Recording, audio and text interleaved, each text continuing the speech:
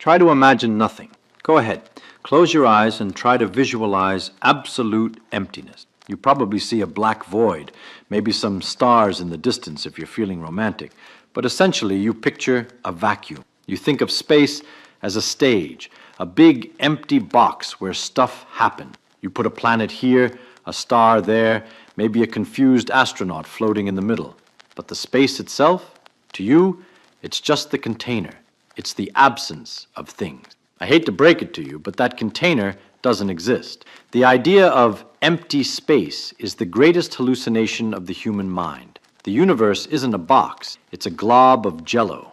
Okay, maybe not literal lime-flavored gelatin, but physically speaking, you are walking through a medium that is constantly being twisted, squashed, and pulled. When you look at the air in front of you, or the vacuum of space, you aren't looking at nothing. You are looking at a field. And until you understand what a field is, you don't understand physics. You're just memorizing rules for a game you don't know how to play. Let's start with something you can actually touch. Imagine a big, wobbling block of elastic material, a giant cube of jello sitting on a table. Now, suppose I reach in, grab a tiny speck of dirt trapped inside that jello, and I pull it. The jello distorts. It stretches. If you want to describe what happened to that block, you can't just say, it moved. That's lazy.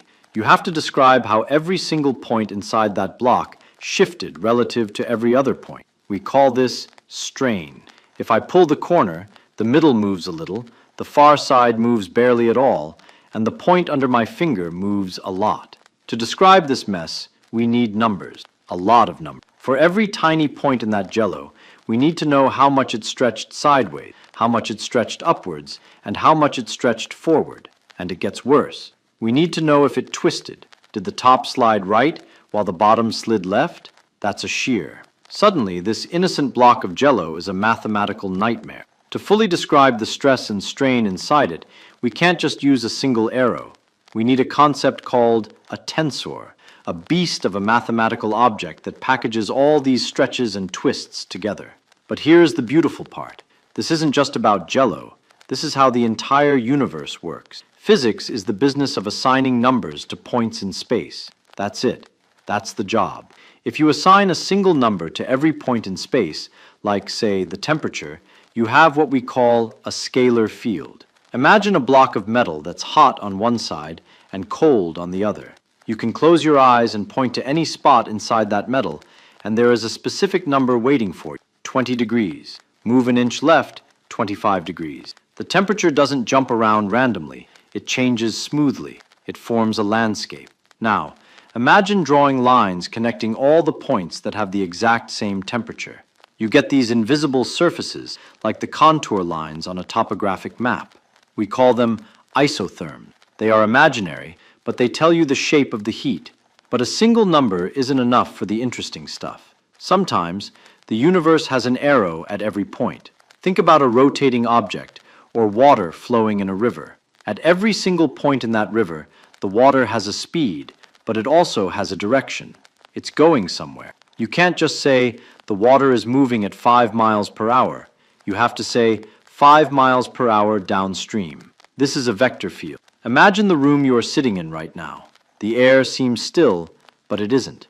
There are tiny currents everywhere. If you could freeze time and attach a tiny little red arrow to every molecule of air showing where it was going, the room would look like a porcupine.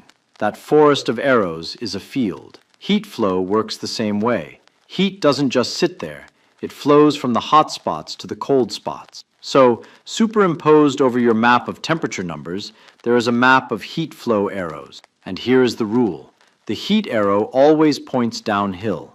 It wants to get away from the hot zone as fast as possible. Now, we need a way to connect these two things, the temperature numbers and the flow arrows. How do we find out which way the heat will flow just by looking at the temperature map? We use a mathematical machine. We call it del, which is just a fancy name for a symbol that acts like a meat grinder for functions. You feed it the map of temperatures, and it chews it up and spits out a map of arrows. This operation is called the gradient, and it is exactly what it sounds like. If you are standing on a hillside in the pitch dark and you want to know which way is up, you feel around with your feet. You find the direction where the slope is steepest. That direction is the gradient. The gradient of the temperature tells you the direction of the hottest change. It tells you, if you want to get hotter, go that way. And the heat flow? It simply obeys the opposite of the gradient. It runs down the hill. But nature isn't satisfied with just flowing down hills. Sometimes nature likes to spin. Imagine you have a field of arrows that looks like a whirlpool. The arrows aren't flowing out from a center, they are circling around it. If you dropped a leaf in there, it wouldn't just move, it would rotate. To measure this swirliness, we use another operation called the curl. If the gradient measures the slope of the hill, the curl measures how much the field is twisting. It tells you the rotation. And then there's the divergence. This measures how much the stuff is spreading out. If you have a nozzle spraying water, the divergence is high at the nozzle because water is exploding outward. If you have a drain, the divergence is negative because water is vanishing into it. Why am I telling you about hills, swirls, and drains? Because these three concepts, gradient, curl, and divergence, are the language of reality. Maxwell's equations, the laws that govern light, electricity, are just sentences written in this language. They say things like, the divergence of the electric field is the charge. Translation, electric charge is a sprayer that shoots electric field arrows outward. Or, the divergence of the magnetic field is zero. Translation, there are no magnetic sprayers, no magnetic charges. Magnetic lines never start or stop. They just loop forever. Speaking of magnetism, this is where things get really weird. You think you know what magnetism is. You played with magnets as a kid. You know they stick to the fridge and hate each other if you flip them around. But have you ever asked why? Why does a wire carrying an electric current suddenly turn into a magnet? Let's look at the force on a moving charge. We call it the Lorentz force. It's the rule that says if you shoot a charged particle through a magnetic field, it gets pushed sideways. Not forward, not backward, sideways. It's a force that acts perpendicular to the motion. That's bizarre. Gravity pulls you down. Electrical attraction pulls you closer. But magnetism pushes you sideways, like a rude pedestrian shoving you into traffic. The standard explanation involves the right-hand rule. You hold up your hand, point your thumb, curl your fingers, and look like you're trying to hail a taxi while doing yoga. It works, but it's arbitrary. Nature doesn't have hands. Here is the truth. Magnetism is not a separate thing. It's just electricity seen from a moving perspective. Imagine a copper wire. Inside, you have positive copper ions fixed in place, and a sea of negative electrons flowing through them like a river. This is the current. Now, imagine a single negative charge moving alongside this wire at the exact same speed as the electrons inside the wire. From your perspective, standing still in the lab, you see a current. You check your rule book and it says, currents create magnetic fields. Okay? The magnetic field pushes the moving charge toward the wire. Simple. But wait. Let's look at it from the perspective of the moving charge. If you are the charge, you are looking at the electrons in the wire, and they look stationary relative to you because you're moving at the same speed. If they are stationary, there is no current. If there is no current, there is no magnetic field. So, if there is no magnetic field, the force disappears, right? The charge should drift away? Wrong. The charge still gets pushed toward the wire. But how? If the magnetic force vanished, what is pushing it? Einstein steps in. You see, when things move, space itself contracts. It squishes. This is special relativity. From the perspective of our moving charge, the positive ions in the wire, which were stationary in the lab, are now rushing backward. Because they are moving, the distance between them shrinks. They get packed denser. Meanwhile, the electrons in the wire, which are moving with us, appear stationary. Their spacing relaxes. They spread out. Do you see what just happened? The wire, which used to be electrically neutral, now has a higher density of positive charges and a lower density of negative charges. To the moving particle, the wire has suddenly become positively charged. It's not magnetism pulling the particle in, it's good old-fashioned electric attraction. The particle sees a positively charged wire and wants to hug it. So, what we call a magnetic field in the lab is just an electric field disguised by relativity. It's what happens to electricity when you start moving. This connects back to our vector fields. We said earlier that fields define the force on a charge. We have an electric field vector and a magnetic field vector. What we just discovered is that these aren't two different actors. They are the same actor changing costumes depending on how fast you run past the stage. If you stand still, you see electricity. If you run, you see a mix of electricity and magnetism. They are components of one giant four-dimensional object, the electromagnetic field. But there is a catch. To make this work, charge has to be indestructible. Think about the conservation of charge. It's a fancy way of saying charge is conserved. You can't create electrons out of nothing, and you can't make them vanish. If a current flows out of a box, the amount of charge inside the box must go down. It's basically accounting. If charge wasn't conserved, if it could change depending on your speed, the whole universe would break. Imagine heating up a block of metal. The electrons speed up. If their charge changed because of that speed, the block would suddenly become electrically charged just because it got hot. Massive sparks would fly every time you made toast. Since your toaster doesn't kill you, usually, we know charge is an invariant scalar. It's the same number no matter how fast you go. Now, let's go back to those magnetic field lines. Remember, the divergence of the magnetic field is zero. No magnetic charges. This means magnetic field lines have to form closed loops. They are like rubber bands that never break. If you have a straight wire, the field lines circle around it. If you have a loop of wire, the field lines thread through the middle and wrap around the outside, looking like a donut. This creates the magnetic dipole. It's the basic unit of magnetism. You don't have a north pole and a south pole sitting separately. You have a loop. The north is just the side where the lines come out, and the south is where they go in. But here is a question that should bother you. Where do the lines go when they hit the end of a bar magnet? They don't stop. They go through the magnet. A permanent magnet is just a solenoid that doesn't need a battery. Inside that iron bar, billions of tiny electrons are spinning. Each spinning electron is a tiny current loop. In iron, these loops decide to line up and sing in the same choir. The result is a macroscopic magnetic field. So there is no magic magnetic fluid inside the iron. It's just currents, permanent atomic currents that never stop flowing. But we are still describing this with lines and loops. Is that what's really there? Are there invisible spaghetti strings filling the room? Of course not. The lines are just a drawing tool. What's really there is something called the vector potential.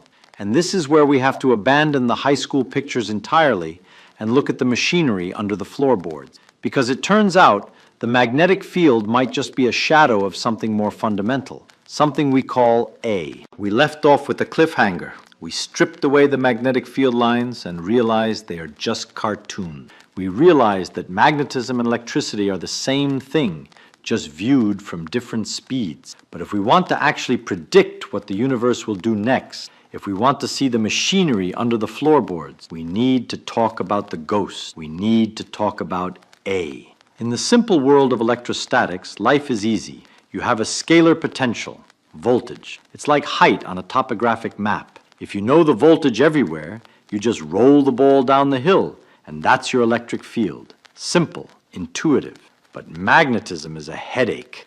It doesn't act like a hill. It acts like a whirlpool. It swirls. So we can't represent it with a simple scalar number like height. We need something with direction.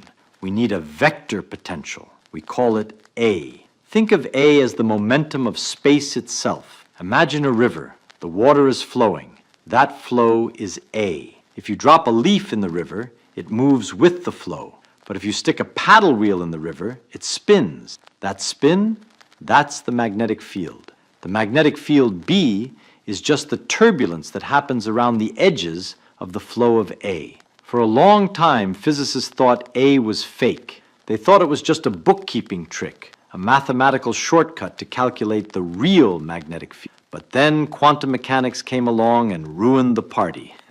It turns out you can shield a particle from the magnetic field completely, hide it behind a lead wall where the magnetic field is zero, and the particle still feels something. It feels the river of A flowing past the wall. The ghost is real. In fact, the ghost is more fundamental than the thing it haunts. The vector potential is the primary fabric of electromagnetism. The magnetic field is just its derivative. Now I want to pivot. We've been talking about fields as if they are these ethereal, magical clouds hanging in the void. But to truly understand the vacuum, you need to stop thinking of it as a cloud. You need to think of it as a solid object. You need to go back to the jello. When engineers study solid materials, steel, concrete, rubber, they use a branch of physics called elasticity.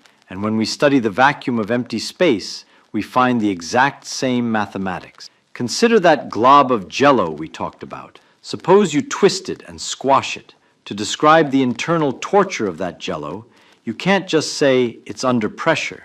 Pressure is too simple.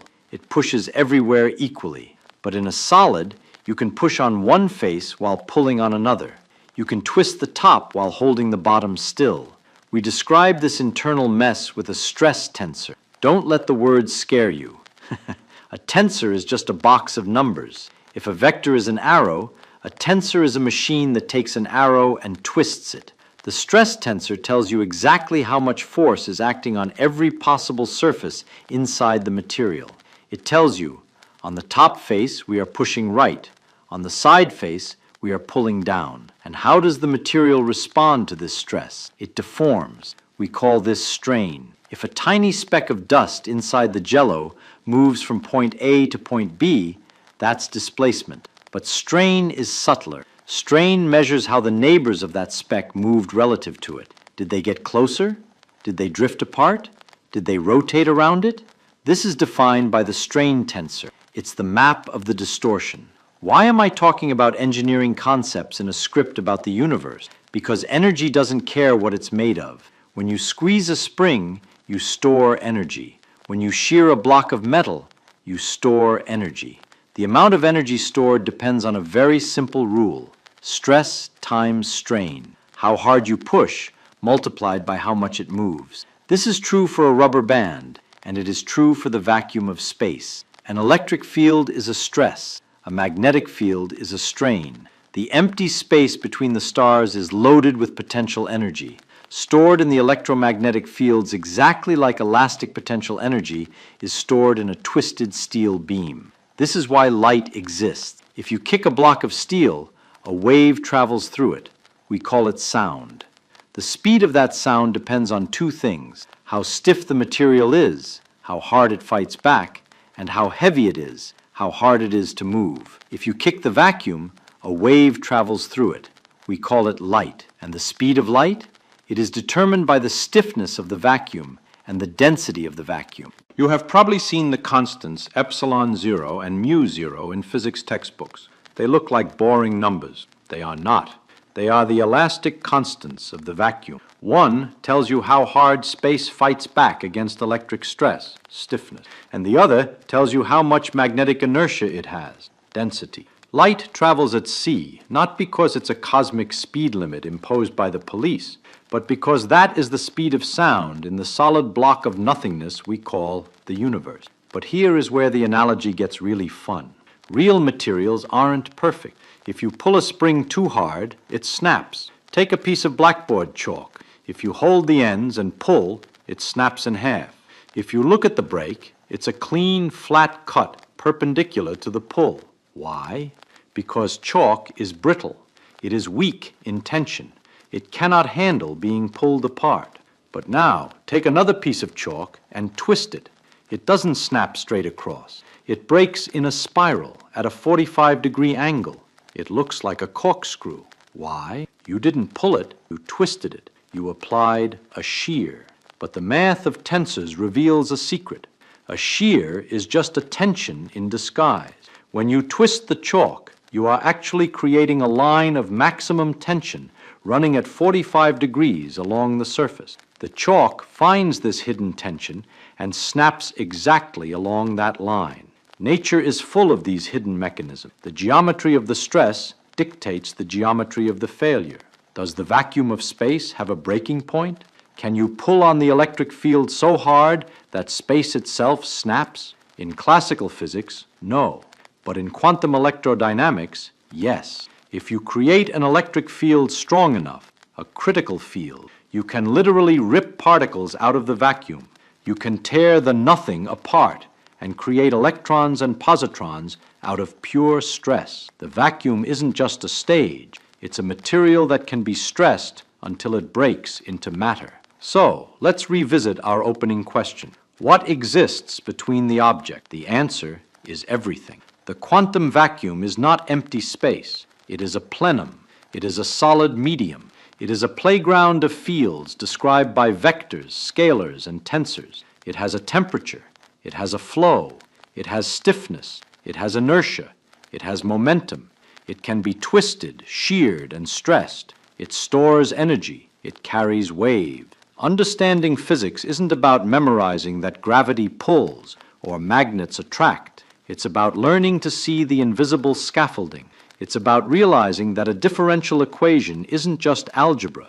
It's a set of instructions for how the jello wobbles from 1 millimeter to the next. Einstein didn't invent a new language to describe gravity. He just borrowed the language of geology and structural engineering.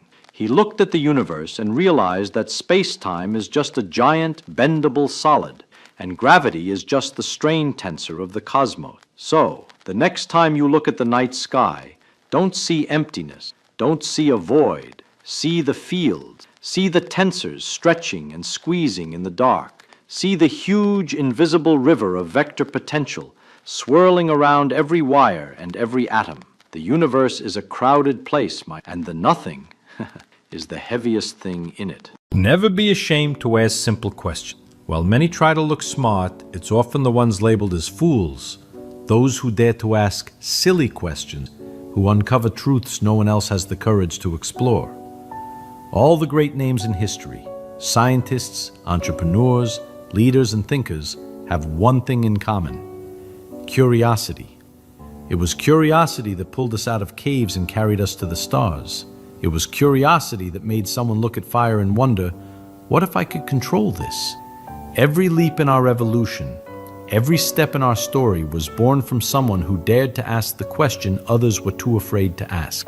Curiosity is the greatest human talent, the silent engine that turns doubt into discovery, ignorance into knowledge, weakness into power. Now let me ask you something. How many times have you held back from asking a question because you were afraid of being judged? That shame is exactly what keeps most people trapped in mediocrity. If curiosity was strong enough to pull us out of the darkness of prehistory, to help us create language, science, technology, and even explore space, what can it do for your life today? Curiosity is like an eternal flame burning inside of us, but too many let it die out in the name of routine, rush, or the vanity of pretending to know everything. True success isn't about looking smart. It's about having the courage to admit you don't know, and the humility to put yourself in the position of a learner. Now imagine something that could change the way you see the world. Most people just keep repeating ideas, copying opinions, accepting ready-made answers without ever questioning them. It's like they're all walking in a line, staring only at the back of the person in front of them. But the curious refuse to live that way. They step out of line, raise their heads, look around and ask, is there another way? Why is everyone walking in this direction? Pay close attention now, because this is where the power of thinking differently is born. Curiosity frees you from the prison of repetition. While the crowd settles for, this is how it's always been, the curious are guided by a single question. What if it could be different? It's in this small detail that we find the great difference between those who follow and those who lead. Every successful man and woman you admire has this in common. They aren't satisfied with superficial answers. They dig deeper, investigate, explore. They have the courage not to believe the first answer, to doubt what seems obvious, to question even what looks unquestionable. Don't ever accept memorized formulas without deeply understanding why each thing works the way it does. That's the mindset that can revolutionize even what others believe to be absolute truth. The curious think differently because they dare to step out of line, and the curious prosper because they see opportunities that the conformists could never imagine. Think about this. How many fortunes were built by someone who had the courage to ask, why not, when everyone else was saying, it can't be done? That is the power of curiosity applied to independent thinking. Those who follow the crowd only get as far as the crowd is gone. But those who think differently, guided by curiosity, carve paths no one else imagined existed. Are you ready to stop being just one more in the crowd and start seeing what others can't? Most people only see problems, obstacles, and limitations, while the curious see hidden opportunities in every detail. Pay close attention now. What sets great entrepreneurs, scientists, and leaders apart isn't just technical knowledge. It's the ability to look at the same situation everyone else sees and discover something entirely new. Curiosity turns barriers into hidden doors. When everyone says there's no solution, the curious ask, but what if there is? And it's in this simple act of questioning the impossible that revolutionary ideas, million-dollar businesses, and discoveries that change history are born. Think about Thomas Edison facing darkness. Thousands accepted living by candlelight, but he asked, what if I could create a controlled light? Think about Steve Jobs looking at giant computers. Everyone accepted they were only for a few, but he asked, what if everyone could have one in their pocket? The curious don't accept the world as it is. They imagine the world as it could be. And that imagination, fueled by questions, opens doors that seem invisible to ordinary eyes. Do you see the power in this? Curiosity isn't just a tool for learning. It's a lens that reveals opportunities most people ignore. That's why curious people thrive. While others complain about difficulty, they discover hidden treasures inside them. Now imagine looking at your own life. How many problems seem like insurmountable walls? But what if, instead of complaining, you asked, what can I learn here? What opportunity is hidden inside this? That simple shift in perspective can turn failures into springboards, losses into valuable lessons, and moments of crisis into seeds of wealth. The curious see doors where others only see walls, and those who walk through those doors reach places that only a few will ever have the courage to explore. Pay close attention now. Thinking differently from everyone else isn't a gift reserved for geniuses. It's a choice. Curiosity is the key that opens that door, but it takes courage to walk through it. Most people live trapped in repeated patterns. The same thoughts, the same explanations, the same solutions. But the curious break that cycle. They don't accept that's just the way it's always been. Instead, they dare to ask, what if it were another way? Now imagine something powerful. Everyone looks at a wall and sees only a limit. The curious one, instead of stopping, asks, what if I climb over it? What if I dig underneath? What if this wall is only an illusion? That simple mental exercise is what separates great innovators from the rest of the crowd. That's what it means to think differently. Not being content with the shell, but digging into the core. And you can train yourself to do this every single day. How?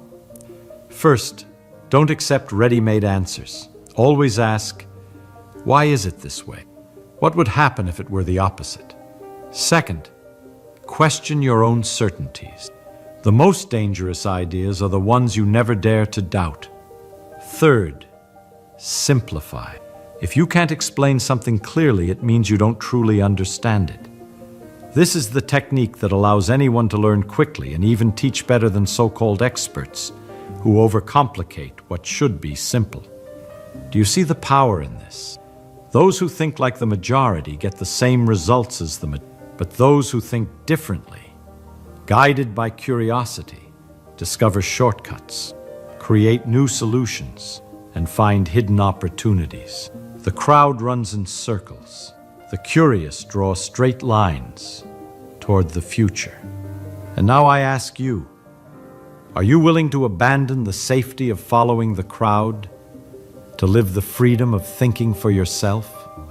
If you truly want to set yourself apart, you must turn curiosity into a daily discipline. Imagine this. Every day you wake up with a flame inside you, but if you don't feed that flame, it goes out. What keeps the greats ahead isn't occasional curiosity. It's living with it as a constant habit. Ask yourself, what didn't I understand today? What question was left unanswered? What can I investigate instead of just accepting? Practicing this daily creates a sharp mind, one capable of learning 10 times faster than average. Leonardo da Vinci made this a ritual. He wrote down questions, examined the simplest things, and broke down ideas until he truly understood them. You can do the same. Always carry a question notebook. Don't be afraid to write down doubts that seem silly. At the end of the day, choose one and go after the answer. This discipline creates a spiral of growth that never stops. Think about it. If every day you answered just one new question, in a year you'd have more than 300 answers most people never sought. And those answers become fuel for opportunities, better decisions, and bigger achievements. Curiosity is like a muscle. The more you train it, the stronger it gets. Turned out into routine, investigation into habit, questioning into a way of life. And remember, it's not about chasing perfect answers. It's about refusing to settle for the obvious.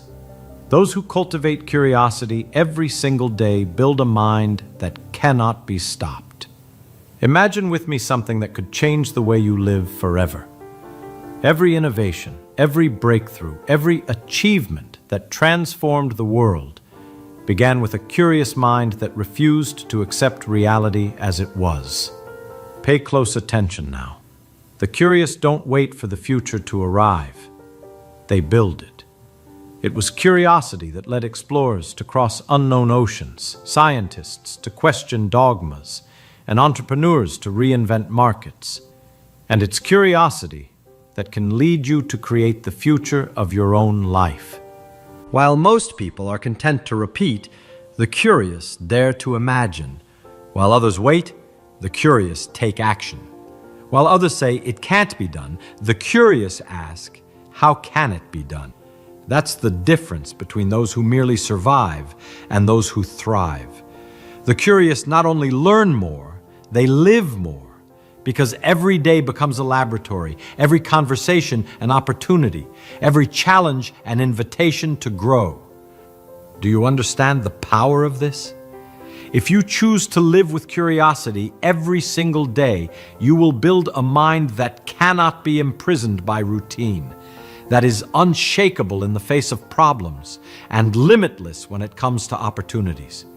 Fortune doesn't belong to those who claim to know it all, but to those who never stop asking questions. Abundance doesn't come to those who fake certainty, but to those who are constantly in search of answers.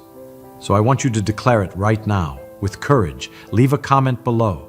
I will never stop asking why. Because that simple choice, repeated over and over, is the seed of an extraordinary life. Don't forget to like this video to support our work, and subscribe to the channel for more content like this. Remember, curiosity, you can't, can you? Maybe you got the first few. Maybe you got lucky with a couple more. But unless you've got some kind of photographic memory, that number is already gone from your brain. And here's the thing, in about 30 seconds, you won't even remember that I asked you to remember it. Okay, let that sink in. This is what we do to students, to employees, to ourselves. We cram information into our heads, hoping it'll stick. We highlight textbooks. We make flashcards. We repeat things over and over until we're sure we've got them memorized. And then what happens? A week later, it's gone. A month later, we can barely remember we even learned it. A year later, it might as well have never existed. But here's what's wild. Richard Feynman, one of the most brilliant minds in history, winner of the Nobel Prize in physics, a man who revolutionized quantum mechanics, he barely memorized anything. Yeah, you heard that right. The guy who understood the universe at a level most of us can't even imagine. He didn't believe in memorization. And today I'm going to tell you why. Because once you understand this, once you see what Feynman saw, it will change everything about how you learn, how you think, and how you approach knowledge itself. Walk across stage A. So let me tell you a story. It's the 1940s. Feynman is at Princeton working on his PhD. And there's this tradition at Princeton where the physics grad students would challenge each other. They'd throw problems at each other. Difficult problems, obscure problems, the kind of stuff that required you to know formulas, constants, all sorts of technical details. And most students would prepare for these challenges by memorizing. They'd memorize the formulas. They'd memorize the constants. They'd memorize the solutions to common problems. Not Feynman. When someone would throw a problem at him, he wouldn't pull some memorized formula out of his back pocket. Instead, he'd sit there, think for a moment, and then derive what he needed from first principles. Right there, on the spot. Do you understand how insane that is? While everyone else was playing a memory game, Feynman was actually thinking. And here's what happened. He'd often get to the answer faster than the people who had memorized the formulas. Because he understood what he was doing. He wasn't searching through a mental filing cabinet. He was building the answer in real time from the ground up. His colleagues thought he was showing off, but he wasn't. He genuinely didn't see the point in memorizing things he could figure out. And this wasn't just some quirk of his personality. This was a fundamental insight about how knowledge actually works. Here's what most people don't understand. Memorization is not learning. They're not even related. They're completely different cognitive processes that happen to be shoved into the same category because our education system is fundamentally broken. Let me explain what I mean. When you memorize something, you're storing it in your brain's short-term memory. You're creating a fragile, temporary association between a question and an answer, between a word and a definition, between a problem and a solution. And that association, it's shallow, it's disconnected. It's like writing something on a post-it note and sticking it to your forehead.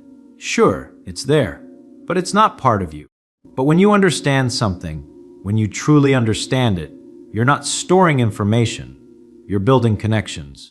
You're integrating new knowledge into existing frameworks. You're creating a web of understanding that's deep, flexible, and permanent. It's the difference between memorizing the words to a song in a language you don't speak and actually speaking that language. One is just sounds, the other is communication. Feynman understood this distinction better than almost anyone, and he built his entire approach to learning around it. Let me give you another example. This one's from later in his career.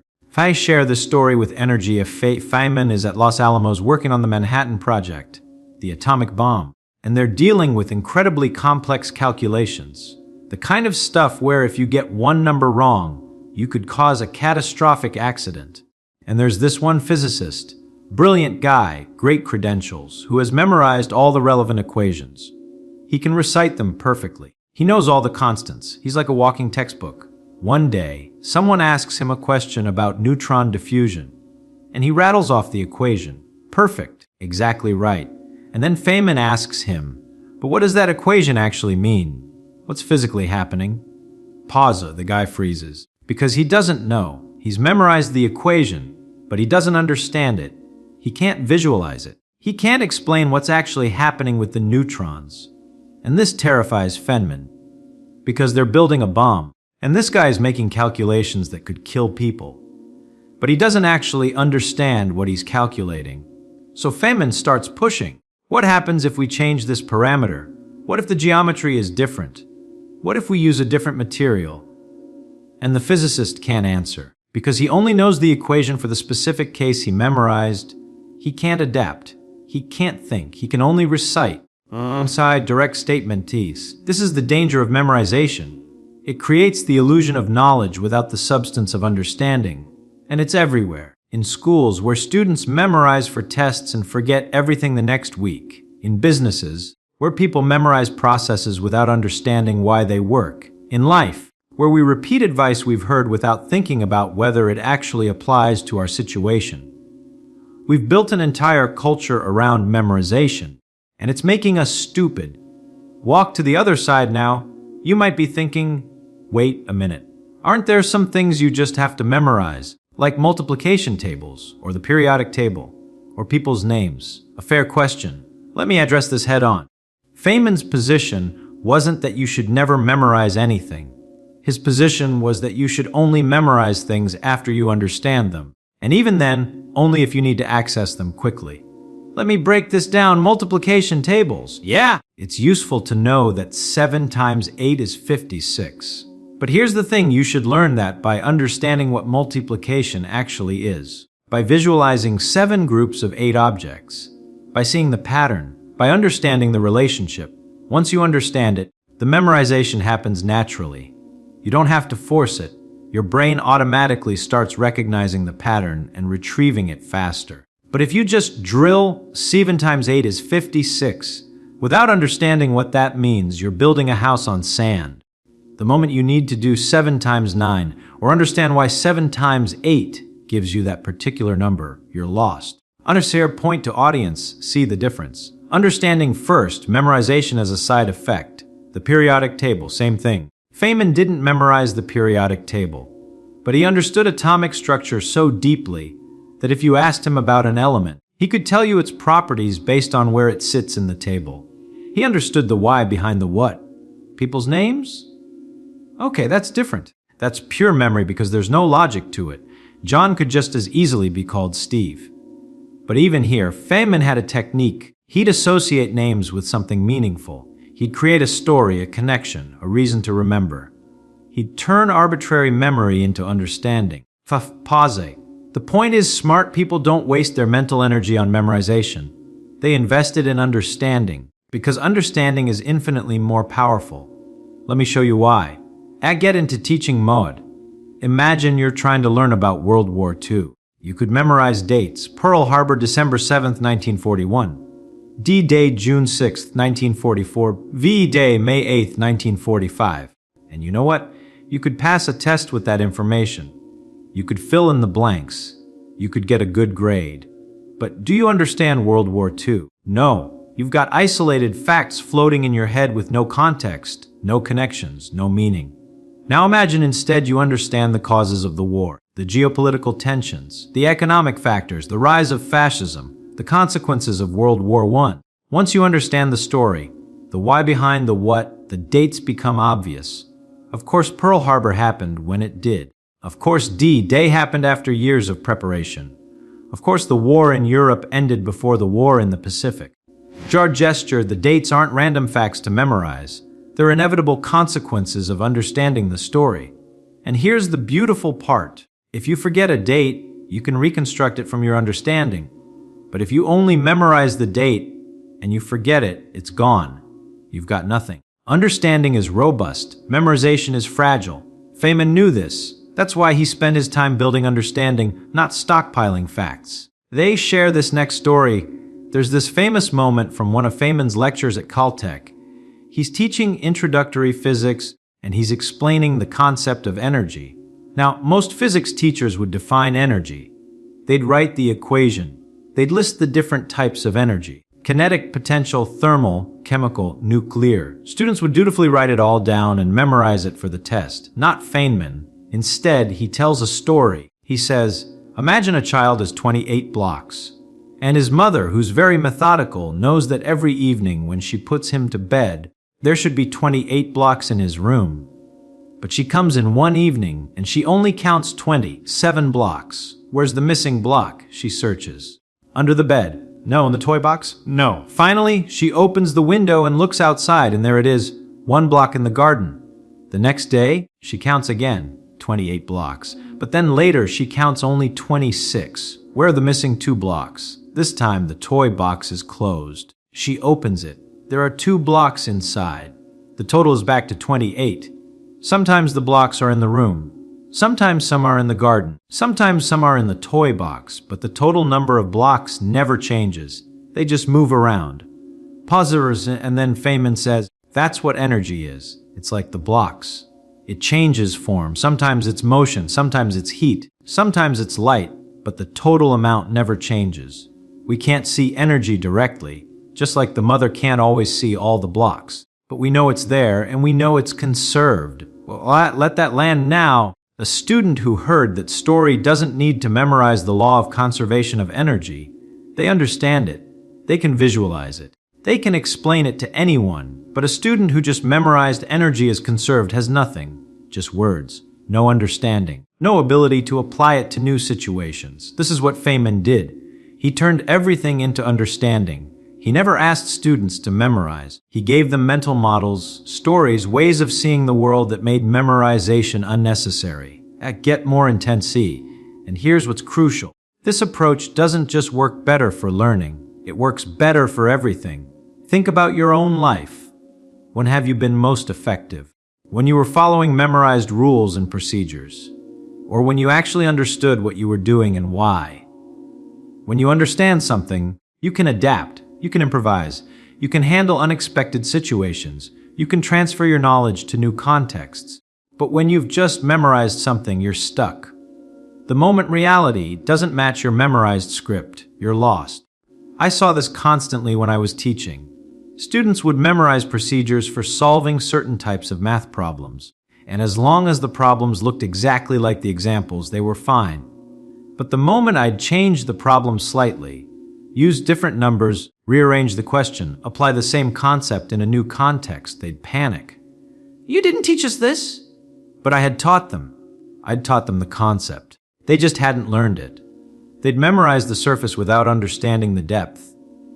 Point out, and this is the tragedy of our education system. We've optimized for memorization because it's easy to test. Multiple choice, fill in the blanks, regurgitate the definition. But we've sacrificed understanding in the process. And we're creating generations of people who have lots of facts in their heads, but no idea what to do with them. Feynman fought against this his entire life. He refused to teach that way.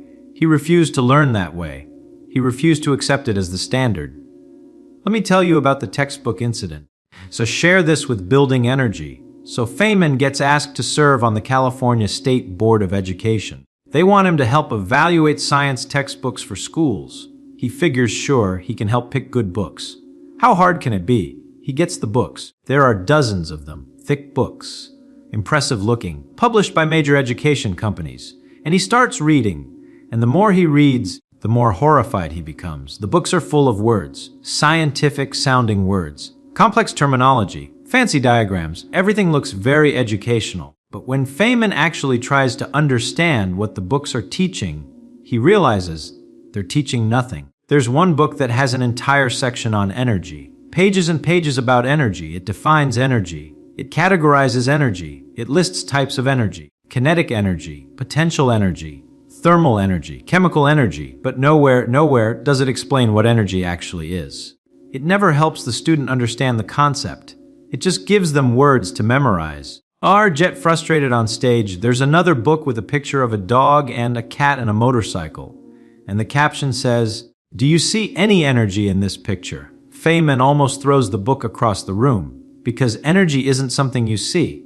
It's a concept, a measurement, a way of understanding how systems change. You can't point at a dog and say, "There's energy." But the book wants students to memorize that animals have energy and vehicles have energy, without understanding what that means. It's all memorization, no understanding, just meaningless words that students will dutifully repeat on tests and then forget.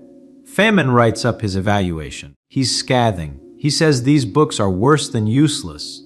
They're actively harmful. They're teaching students to sound smart without being smart. They're training kids to memorize without thinking. Pauses. And you know what happens?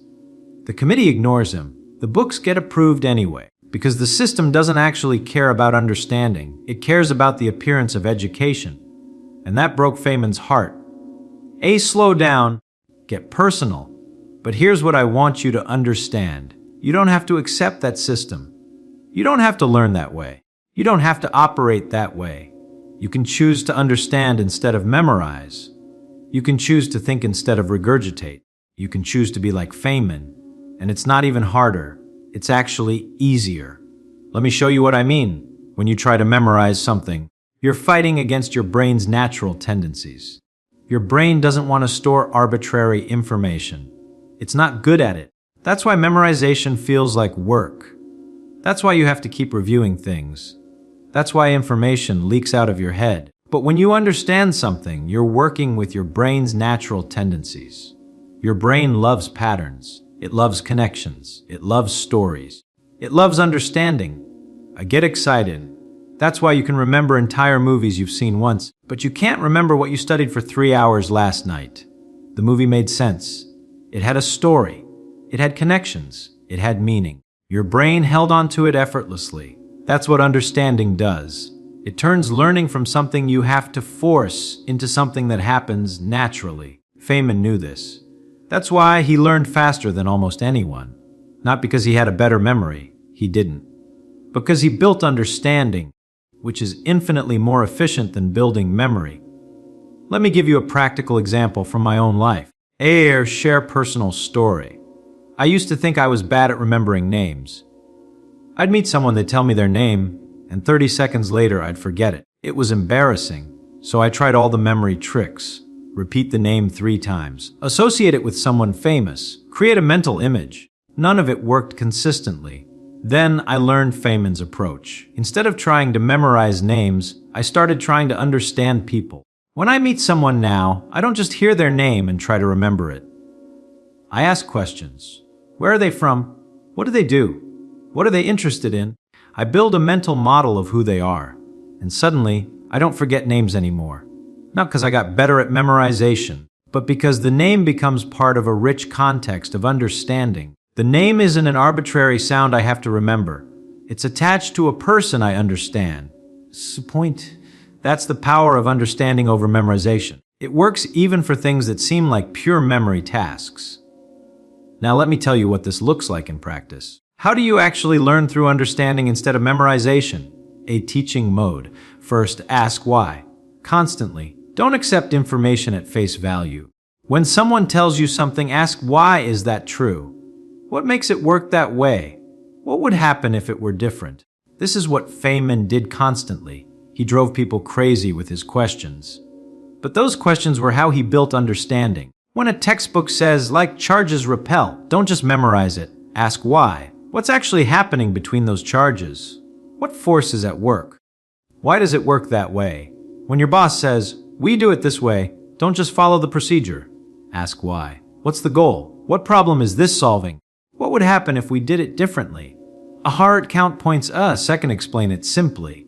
This is the famous Feynman technique. If you can't explain something in simple terms, you don't understand it. Try to explain concepts to someone who knows nothing about the subject. Better yet, try to explain them to a child. If you can do that, you understand. If you can't, you've only memorized. Third, connect it to what you already know. Your brain learns by connecting new information to existing knowledge. The more connections you make, the deeper your understanding. When you learn something new, ask, what does this remind me of? What principles have I seen before that apply here? How is this similar to or different from things I already understand? Feynman was a master at this. He'd connect physics to biology, math to art, science to everyday life. Everything was interconnected in his mind. Fourth, test yourself in new contexts. Don't just test whether you can recall information. Test whether you can apply it in new situations. If you think you understand supply and demand, can you explain why ticket prices for concerts work the way they do? If you understand evolution, can you explain why bacteria develop antibiotic resistance? If you understand management principles, can you apply them to coaching a sports team? If you can transfer the knowledge, you understand it. If you can only apply it in the exact context you learned it, you've just memorized, pause. These 4 practices, asking why, explaining simply, connecting to prior knowledge, and testing in new contexts, these will build genuine understanding. And once you have understanding, memorization becomes irrelevant. Let me tell you one more Feynman story that illustrates this perfectly. I tell this with admiration, and late in his career, Feynman gets invited to give a talk to a group of computer scientists. This is the early days of computing, and these folks are dealing with really complex problems about computation, algorithms, theory, and they're all using very technical language. Turing machines, complexity classes, computational complexity, the kind of jargon that takes years to learn. Feynman listens for a while, and then he raises his hand. I don't understand what you're saying, he admits. Can you explain it more simply? The speaker tries again, still using technical terms. Feynman stops him. No, simpler than that. Pretend I know nothing about computer science. What are you actually saying? Hypothesis. And you know what happens? The speaker struggles, because he'd memorized all the technical terms and concepts, but he hadn't really understood them deeply enough to explain them simply. Finally, after several attempts, the speaker manages to explain the concept in basic terms. And Feynman says, "Oh, so you're talking about this." And he describes the concept in even simpler terms, connecting it to basic logic and mathematics. And suddenly, everyone in the room understands better, including the original speaker. A point. This is what understanding looks like. The ability to cut through complexity and jargon to find the simple truth underneath. The ability to translate technical concepts into human language. The ability to see connections and patterns that others miss. You can't do that with memorization. You can only do that with understanding. Because get philosophical. Now I want to address something deeper. Because this isn't just about learning more efficiently. It's about something more fundamental. When you rely on memorization, you're outsourcing your thinking. You're letting someone else, the textbook author, the teacher, the expert, do the thinking for you. And you're just storing their conclusions. But when you build understanding, you're thinking for yourself. You're actively engaging with ideas. You're evaluating them. You're connecting them. You're making them your own. And this matters more than you might realize. For slow downs, we live in a world where information is everywhere. You can Google anything. You can ask AI anything. You can find an answer to any factual question in seconds.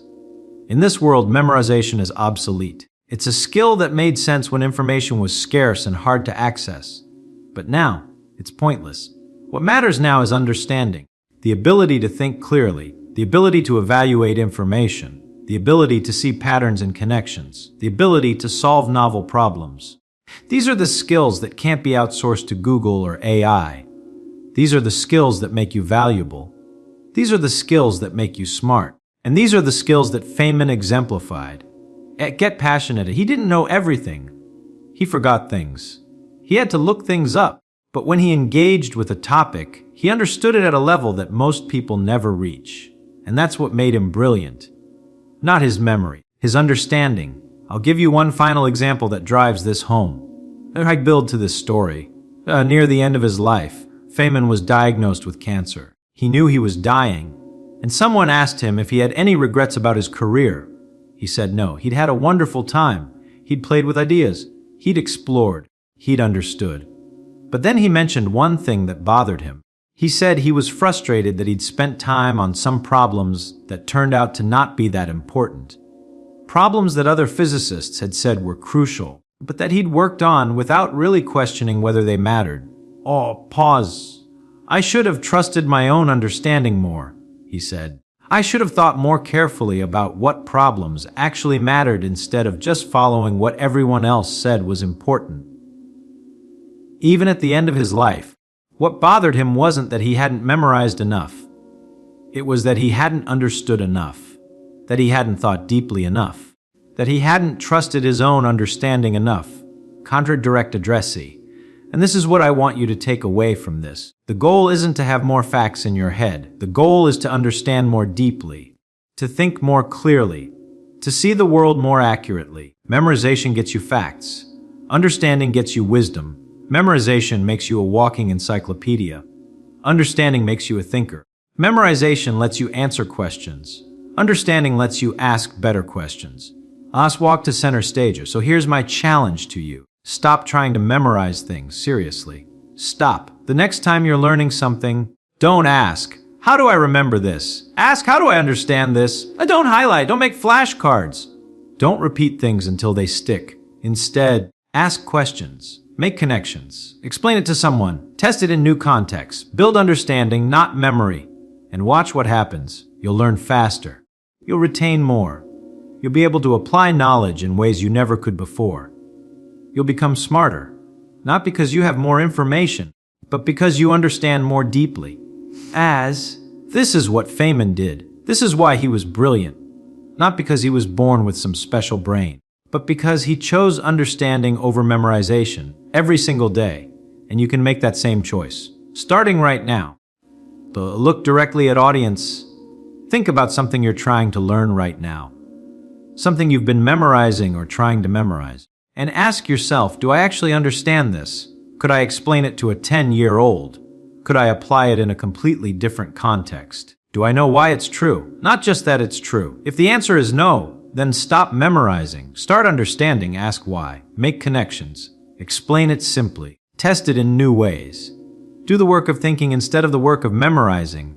It might feel harder at first. Understanding requires more active engagement than memorization, but it's worth it, because understanding lasts. Understanding grows. Understanding makes you powerful. Memorization just makes you temporarily informed. Feynman once said, "I'd rather have questions I can't answer than answers I can't question." That's the attitude of someone who values understanding over memorization. Someone who knows that real intelligence isn't about having all the answers. It's about being able to think. Be that person. Don't memorize. Understand. Don't store information. Build wisdom. Don't be a hard drive. Be a processor. Sir, final pause. Thank you. Feynman beat and if this changed how you think about learning, if you're ready to stop memorizing and start understanding, do me a favor. Like this video and subscribe to the Mind of Richard Feynman channel. We're exploring how one of history's greatest minds actually thought, and how you can apply those same principles to become a better thinker yourself. Join us. Let's choose understanding over memorization. Let's learn the way Feynman learned. See you in the next one. Spring 1947. A 30-year-old physicist sits alone in a Cornell cafeteria, watching a student toss a plate in the air. The plate wobbles as it spins. Something about the way it moves catches his attention. He pulls out a napkin and starts calculating the relationship between the wobble and the rotation. 3 years later, that napkin calculation becomes the foundation for a Nobel Prize. But the path from a spinning plate to Stockholm reveals something most people get catastrophically wrong about genius. This story comes directly from Feynman's documented accounts in Surely You're Joking, Mr. Feynman, and his 1965 Nobel lecture, corroborated by Hans Bethe and other Cornell colleagues who witnessed this period. What happened in that cafeteria wasn't a sudden inspiration. It was the resolution of a crisis that nearly destroyed Feynman's career before it began. October 1945. Feynman leaves Los Alamos after helping build the atomic bomb. He accepts a prestigious position at Cornell University, recruited personally by Hans Bethe. On paper, everything looks perfect. In reality, Feynman is dying inside. His wife Arlene died of tuberculosis just months before Hiroshima. He's 27 years old and already feeling like a fraud. The war work consumed him with urgent problems that mattered. Now he's supposed to sit in an office and think about theoretical physics for no reason, except that universities expect it. He later described this period with brutal honesty. "I couldn't do anything. I was completely depressed. The pressure builds daily. Cornell hired him as a rising star. They're paying him. They're waiting for brilliance. He sits at his desk trying to care about physics problems and feels nothing. The intrinsic joy that once made him solve puzzles for hours has vanished, replaced by obligation and expectation. He attends seminars and feels like an imposter. He reviews papers and finds them meaningless. The harder he tries to force productivity, the more paralyzed he becomes. This continues for months. Colleagues start noticing. Bethe checks in, concerned but patient. Feynman considers quitting physics entirely. He's burned out in the exact sense modern knowledge workers understand, trapped in the gap between external expectations and internal motivation. But something else is happening beneath the surface that he doesn't recognize yet. Then one afternoon in the cafeteria, a student throws a plate in the air, just horsing around. The plate wobbles and rotates as it flies. Feynman watches it and notices something strange. The medallion on the plate, the Cornell emblem, seems to rotate faster than the plate wobbles. Is that real or an optical illusion? He has no reason to care. This isn't important physics. It won't advance his career. It won't justify Cornell's investment in him. But for the first time in months, he feels curious. He goes back to his office and starts calculating. Not because he should, not because anyone asked, because he wants to know the answer. He works out the equations for a wobbling plate. The relationship between the wobble rate and the rotation rate emerges. The wobble is twice as fast as the rotation. The mathematics is straightforward, elegant. He feels something he hasn't felt since before the war. Pure pleasure in figuring something out for no purpose except that it's interesting. Excited, he finds Hans Bethe in the hallway. "I've figured out the wobbling plate," Feynman says, and explains the 2-to-1 ratio. Bethe listens politely, then asks the obvious question. "What's the importance of this? Why are you doing it?" It's the question Feynman has been asking himself for months, the question that's been paralyzing him. But this time, his answer is different. He tells Beth, "There's no importance whatsoever. I'm just doing it for the fun of it." Bethe shrugs and walks away. For anyone else, that response might have been crushing. Cornell didn't hire Feynman to play with cafeteria plates, but something shifts in that moment. Feynman makes a decision that will define his entire career. He later wrote, "I'm going to play with physics whenever I want to, without worrying about any importance whatsoever." The transformation isn't instant, but it's real. He starts following curiosity without justification. A problem strikes him as interesting, he works on it. A calculation seems fun, he does it. The spinning plate leads him to think about electron orbits. That's arbitrary, there's no logical connection, but the plate rotation reminds him of electron spin, so he starts playing with those equations. The electron work leads him back to old problems in quantum electrodynamics he had abandoned as too difficult. But now, he's not approaching them as important career-defining challenges. He's approaching them as puzzles. Over the following months, the playful calculations compound. The quantum electrodynamics problems that seemed impenetrable when he was trying to force solutions become tractable when he's exploring them for joy. He develops new mathematical techniques without worrying whether they're publishable. He follows tangents that don't make sense. And slowly, piece by piece, he reconstructs quantum theory in an entirely new way. This wasn't just about burnout recovery. This was about a fundamental misunderstanding that destroys most talented people before they achieve anything remarkable. The misunderstanding works like this. Society teaches us that important work feels like work. Significant achievements require discipline, sacrifice, forcing yourself through resistance. The path to excellence is paved with obligation. You identify valuable problems, then motivate yourself to solve them through willpower and responsibility.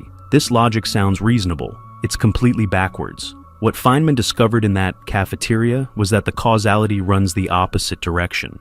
The spinning plate wasn't important, which is exactly why it was important. By removing the pressure of significance, he reconnected with the intrinsic motivation that makes sustained excellence possible. He didn't decide to work on quantum electrodynamics and then force himself to care. He played with physics until the play naturally led him to quantum electrodynamics, at which point it wasn't work anymore. The distinction matters desperately. When you force yourself to work on important problems, you're operating on willpower, which depletes. You can sustain it for hours, maybe days, occasionally weeks, but not the months and years required for genuinely difficult breakthroughs. Feynman spent 2 years in that post-war depression, trying to will himself into productivity. It didn't work because it couldn't work. Willpower is a terrible engine for creative intellectual work. But when you follow curiosity, when you work on problems because they genuinely interest you in the moment, you tap into a renewable resource. Feynman spent the next 40 years doing physics not because he should, but because he couldn't help himself. The difference in output is exponential. His Nobel Prize winning work on quantum electrodynamics emerged directly from that spinning plate play. His work on liquid helium, quantum computing, nanotechnology, all of it flowed from the same principle. Follow what fascinates you right now. Trust that significance will emerge. Here's where it gets deeper. Feynman didn't just discover that play leads to productivity. He discovered why conventional approaches to important work create the opposite of what they intend. When you label something as important, your brain activates threat response systems. You start worrying about failure, judgment, wasted resources, reputation. These systems evolve to keep you alive, not to make you creative. They narrow your focus, make you risk-averse, trigger perfectionism and procrastination. You freeze, exactly as Feynman froze at Cornell. The paradox is that by removing importance, by treating quantum electrodynamics as no more significant than a wobbling plate, Feynman lowered his psychological stakes enough to actually think clearly. The play wasn't a vacation from real work. The play was how real work happens. He later said, "Physics is like sex. Sure, it may give some practical results, but that's not why we do it." This principle extends far beyond physics. The same pattern destroys knowledge workers across every field. You identify an important career goal, a significant project, a problem that matters. Then you try to force yourself to work on it. You create accountability systems, deadlines, motivation techniques. The more important the problem, the more resistance you feel. The more resistance you feel, the more you conclude you need better discipline. You're solving the wrong problem. The issue isn't insufficient willpower. The issue is that importance triggers psychological mechanisms that make genuine creative work impossible. The solution isn't to abandon ambition or reject responsibility. The solution is to engineer situations where the work you find intrinsically fascinating happens to align with valuable outcomes. Feynman didn't stop caring about physics. He stopped caring about whether any particular piece of physics was important. That subtle shift changed everything. Consider your own experience. Remember a project where you got completely absorbed, where hours vanished and you couldn't stop thinking about it even when you tried. That wasn't discipline. That was intrinsic motivation. Now, remember a project where you knew you should work on it, where it was important for your career or income or reputation, but you kept procrastinating and forcing yourself forward. Same person, same brain, opposite results. The difference wasn't the difficulty of the work. The difference was whether you cared about the work itself or about the consequences of the work. Most career advice tells you to identify valuable skills and force yourself to develop them. Feynman's spinning plate reveals why that fails. You can't sustain forced effort long enough to achieve expertise. Instead, you need to find the intersection between what fascinates you and what produces value, then trust yourself to stay there. That sounds risky, like giving up control. But the alternative, trying to power through years of resistance on willpower alone, is what actually fails. The modern knowledge economy makes this even more critical. Information work has no physical constraints forcing you to stay productive. No one watches you think. You can spend 8 hours at a desk accomplishing nothing, and no one knows until results don't materialize months later. In this environment, intrinsic motivation isn't optional. It's the only reliable engine. Companies that understand this stop trying to motivate employees through carrots and sticks, and instead design conditions where people encounter genuinely interesting problems. The best careers aren't built by identifying lucrative fields and forcing yourself to excel. They're built by following curiosity until you accidentally become one of the few people who deeply understand something valuable. Feynman's later career validates this completely. He never took another project because it seemed important. When Caltech recruited him, he negotiated unusual freedom to pursue whatever interested him. When NASA asked him to investigate the Challenger disaster, he agreed not because space policy mattered to his career, but because he was curious about the technical details. He investigated by himself, talked to engineers instead of administrators, ran his own experiments, and discovered the O-ring problem that NASA was hiding. Then he insisted on including his findings even when the commission tried to suppress them. None of that would have happened if he was optimizing for career importance. It happened because he was following curiosity. The spinning plate principle also explains why so many talented people plateau early.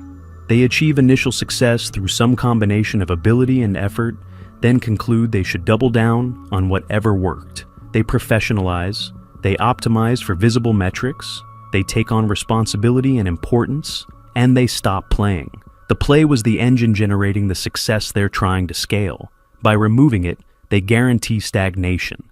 You see this everywhere. Researchers who stop doing actual research to manage labs. Writers who stop exploring to build platforms. Entrepreneurs who stop building to manage. They're all trying to preserve success by abandoning the mechanism that created it. The counter-argument is that play seems irresponsible. You have bills, obligations, people depending on you. You can't just do whatever interests you. But notice what actually happened with Feynman. By following the spinning plate, he became far more valuable to Cornell, far more productive, far more respected than he would have been by forcing himself through obligation. The play produced more of what everyone wanted from him. That's generally true. The market values rare, deep expertise. Deep expertise comes from sustained engagement. Sustained engagement requires intrinsic motivation. Therefore, the play isn't opposed to market value. It's the path to it. What matters is distinguishing between pleasure-seeking and curiosity-following. Pleasure-seeking is checking social media, binging television, any activity designed to produce dopamine without effort. Curiosity-following is engaging with questions that genuinely perplex you, even when the engagement is difficult. Feynman's plate calculation required work. He had to derive equations, check mathematics, think carefully. But it was effortless in the sense that he wanted to do it. That's the distinction. Intrinsic motivation doesn't make things easy. It makes difficult things sustainable. The tragedy is that most people never discover their spinning plate. They spend entire careers trying to care about what they think they should care about, wondering why discipline and motivation techniques don't work. They never try the other path. Pay attention to what naturally captures their curiosity. Follow it obsessively without justification. Trust that value will emerge. The risk feels enormous. What if you follow curiosity and discover nothing valuable? But the alternative, forcing yourself through decades of resistance, has already failed. Feynman died in 1988. His last words reportedly were, "I'd hate to die twice. It's so boring." Even terminal cancer couldn't make him pretend significance where he felt none. That consistency, that lifelong commitment to only doing what genuinely interested him, produced some of the 20th century's most important physics. The importance was a side effect. The curiosity was the point. The spinning plate that changed physics forever wasn't special. Any plate would have worked. What mattered was that Feynman gave himself permission to care about it without justification. That permission created space for genius to emerge. You likely have a spinning plate somewhere in your life right now, some problem or question that fascinates you for no good reason. The question isn't whether it's important. The question is whether you're brave enough to follow it anyway. What would happen if you stopped trying to care about what you should care about and started paying attention to what you actually care about? Feynman found out. The answer changed everything.